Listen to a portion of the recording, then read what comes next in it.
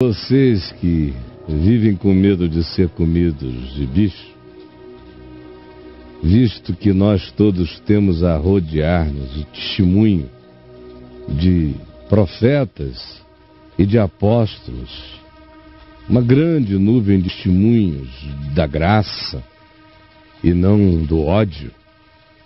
Portanto, convertamo-nos ao Evangelho e desembaracemo-nos hoje, agora, já, de todo peso. Todo peso. Quanto peso? Quantos mandamentos humanos, quantas invenções, quantas construções da loucura, quantos empilhamentos, quantas camadas e camadas de invenções colocadas sobre a sua vida, sobre a sua existência. Mas nós temos como testemunha aqueles que viveram o Evangelho e que nos ensinaram outra coisa. Temos como testemunha das testemunhas a testemunha fiel, que é Jesus, que disse: vinde a mim todos os cansados e sobrecarregados, e eu vos aliviarei. Tomai sobre vós o meu jugo e aprendei de mim, porque eu sou manso e humilde de coração. Por isso, desembaraçando-nos de todo peso humano, e também toda culpa vinculada a tudo que é neurose e construção humana e imposição de homens contra a sua vida. E ainda, desembaraçando-nos do pecado, esse sim, que tenazmente nos assedia, que nos habita e que cresce cada vez mais profundamente quanto maior for o peso de lei, de legalismo, de proibições, de mandamentos de homens que violam a natureza do ser e o significado da vida. Nós aceitarmos sobre nós, mais tenazmente o pecado nos assediará, de modo que, equivalentemente ao peso que eu admito, às cargas que eu levo, às submissões e às sujeições ao absurdo que eu tolero contra a minha própria consciência, mais o pecado cresce em mim como revolta, como pulsão, como negação radical que espera o dia da explosão, e mais tenaz e com mais resiliência persecutória, ele nos assediará, nos fustigará, nos molestará, nos incomodará. Porque quanto mais peso se põe, mais pecado se soca para dentro de si mesmo, até o dia em que ele se derrama como um magma incontrolável, como um vulcão de calamidades saindo da gente. Por isso, crendo no Evangelho e nas muitas testemunhas dos que viveram o significado desta palavra única que não pode ser violada por ninguém, deixemos de lado o peso que não tem nada a ver com Deus, e com ele o pecado que só cresce quanto mais a gente aceita peso, e corramos soltos, corramos livres, com perseverança, com determinação, com vontade firmada no Evangelho, a carreira que nos está proposta por Jesus. Sim, e façamos isto sem olharmos para nenhum outro lugar. Nunca mais nada que alguém chame de igreja será representante de Deus na terra para nós. Nunca mais nenhuma organização de homens será representante de Deus na terra para nós. Nunca mais nenhuma instituição pseudo-sagrada será a representação de Deus para nós, em lugar nenhum. Deus é Deus e Ele só se faz representar pela manifestação do amor que qualquer homem viva e manifeste para com o próximo, para com a vida, para com a criação.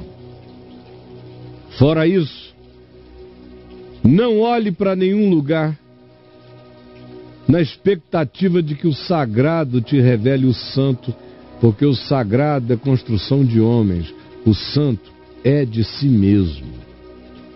Portanto, creiamos no testemunho do Evangelho, desembaracemo-nos dos pesos que não são mandamento de Deus, fiquemos livres do pecado que só cresce mais e mais, quanto mais eu aceito o absurdo dos pesos impostos sobre mim, e assim fazendo, prove a libertação, a leveza, e corra com perseverança, atenda ao convite do Evangelho para a vida livre, solta, abundante em Jesus, olhando firmemente só para o autor e consumador da fé, Jesus, só Ele. Ele é a nossa chave hermenêutica, Ele é o nosso ponto de partida, Ele é o nosso ponto de referência, Ele é o nosso ponto de vista, Ele é o nosso ponto de chegada.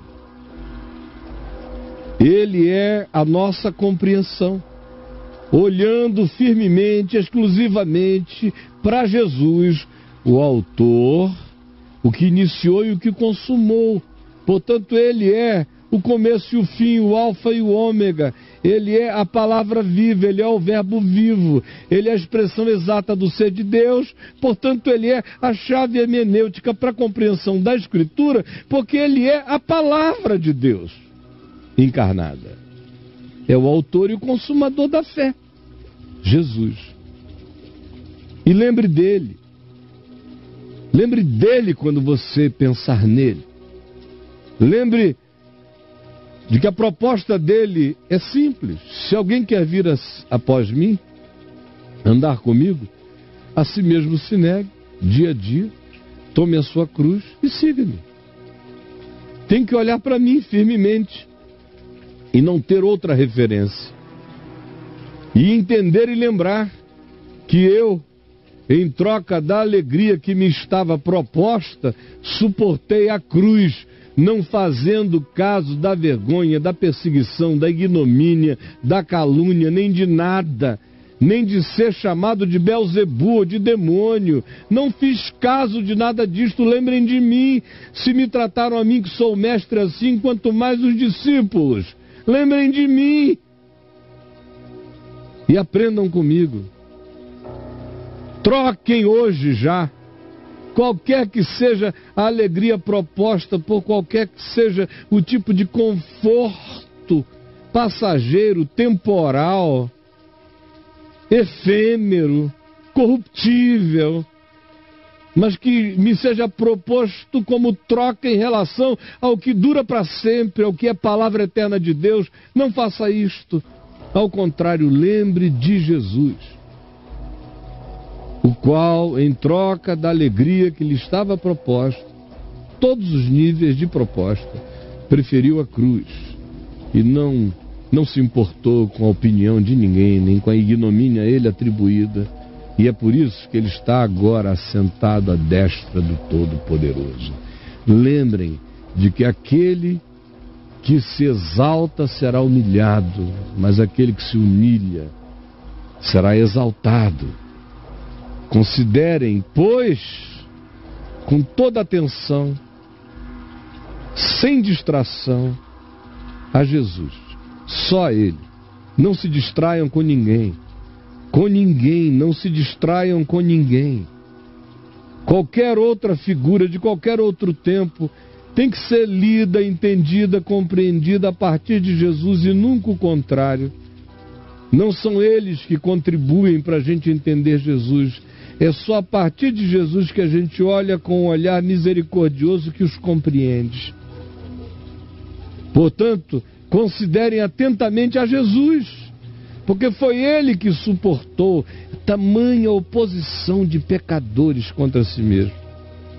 Agora é interessante que o escritor de Hebreus, escrevendo uma epístola para pessoas que eram da religião judaica, a maioria delas eram judeus, portanto hebreus de DNA, e tinham deixado de ser hebreus existenciais quando, ao invés de andarem para frente na direção do Evangelho, voltaram atrás na direção da lei, retroagiram, perderam a atitude hebreia deles. E o escritor diz: considerem atentamente a Jesus, que suportou tamanha oposição de pecadores contra si mesmo.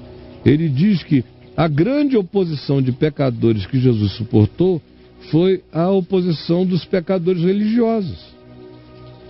Porque não foram as meretrizes que se reuniram contra ele, nem os publicanos, nem os irreligiosos, chamados por eles de pecadores em geral, nem os romanos, nem os pervertidos de qualquer outro lugar. Não, ninguém. Ninguém confabulou, ninguém criou uma quadrilha contra ele, ninguém fez oposição a ele. Quem? Leia os 4 evangelhos e me apresente um pecador, do ponto de vista da religião, que tenha feito oposição a Jesus. Toda oposição de pecadores a Jesus é a oposição da religião. Só um idiota não percebe isso. Considere, pois, atentamente aquele que suportou tamanha oposição da religião contra si mesmo, dos revoltados, dos soberbos, dos arrogantes, dos pseudo-donos de Deus, dos que botam os pesos e nos assediam com as suas provocações contra o Evangelho, desviando o nosso olhar de Jesus, distraindo-nos de Cristo. Prestem atenção no fato de que Jesus não aceitou nenhuma barganha com eles nem com ninguém. Preferiu o caminho da cruz, o caminho estreito. Olhem para ele atentamente e vejam de onde veio a oposição, a pior oposição que ele sofreu. Não veio do sindicato das putas. Não veio. Nem veio de Herodes, doido. Nem foi da casa de Pilatos que nasceu essa ideia. Ao contrário, na casa de Pilatos a mulher dele teve um sonho até, dizendo: não te envolvas com esse justo, porque ontem em sonho muito sofri a seu respeito. Não. Ao contrário, o Evangelho diz: cada coisa que Jesus dizia e falava, fariseus, escribas, autoridades do templo, sacerdotes, saduceus, todos esses que se sentiam representantes de Deus diziam: temos que dar um jeito de calá-lo, de matá-lo, de silenciá-lo, de acabar com ele, de tirá-lo de cena. A oposição que ele suportou veio daí. Em nome de Jesus eu te repreendo, Satanás. Que esse véu saia da tua mente e tu entendas agora. Isso é dito, olha só, para quê? Para que, entendendo isto, compreendendo isto, não vos fatigueis desmaiando em vossas almas. Para que, compreendendo isto, não vos fatigueis desmaiando em vossas almas. É trágico, porém absolutamente incontestável, que a alma humana sofra a pior de todas as oposições, prove a maior de todas as fatigas e cansaços, decorrentes justamente do encontro com aqueles pecadores que se consideram sãos e que são os piores opositores da graça e da vida segundo Deus.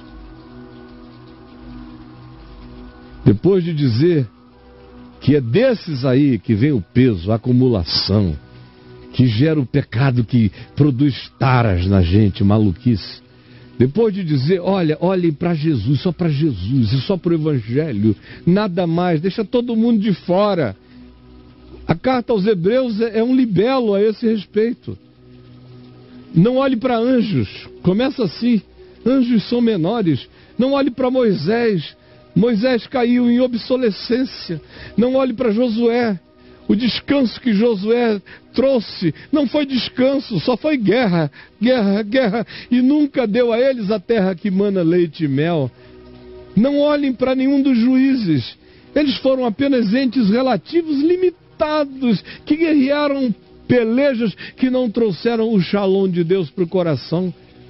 Não olhem para Davi, ele é a própria relatividade, a beleza dele é reconhecê-la, só isto. Não olhem para ninguém, para nenhum homem, de modo algum, exceto para aqueles que não se gloriaram em si mesmos, não se jactaram de si mesmos, não acharam que foram salvos diante de Deus por causa de sua própria obediência. Ao contrário, olhem apenas para aqueles que andaram nas pisadas simples de Abraão, que não foi justificado por causa de informação, nem de sacrifício, nem de ritual, nem de religião, nem de coisa alguma, apenas porque creu na palavra que não tinha oráculo, nem origem, nem representante, nem coluna, nem torre, nem templo, nem nada, era invisível, era vento, era coisa alguma, creu na palavra, e isto lhe foi imputado para a justiça. E então, se chega e se diz isto, joguem todo o peso fora. Todo o peso. Todo o peso. Vem o peso de onde venha. E ele está se referindo claramente às construções do Velho Testamento, que foram vencidas na cruz, e ao peso da sacerdotalidade e dos usos e costumes criados na tradição paralela da religião, jogada em cima deles. Esse era o contexto histórico dessa epístola, foi por isso que ela foi escrita, e o chamado é esse: não olhem para ninguém, olhem só para Jesus. Ele é a chave de tudo, ele é o autor e o consumador, está consumado. É nele que você tem que encontrar o seu descanso, a única vida possível e saudável. Só vem daí. E lembre, não aceite trocas, nem barganhas, nem confortos falsos. O que vai te dar paz é a âncora do Evangelho no teu coração. E lembre de Jesus. Jesus diz, lembre de mim.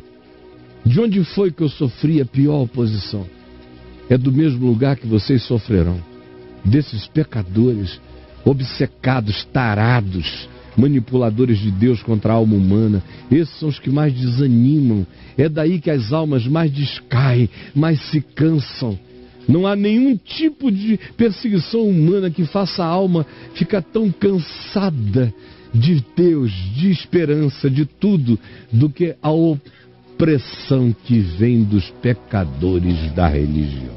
Jó que o diga, enfrentou a morte de filhos, perda de bens, câncer de pele, doença generalizada, todo tipo de angústia.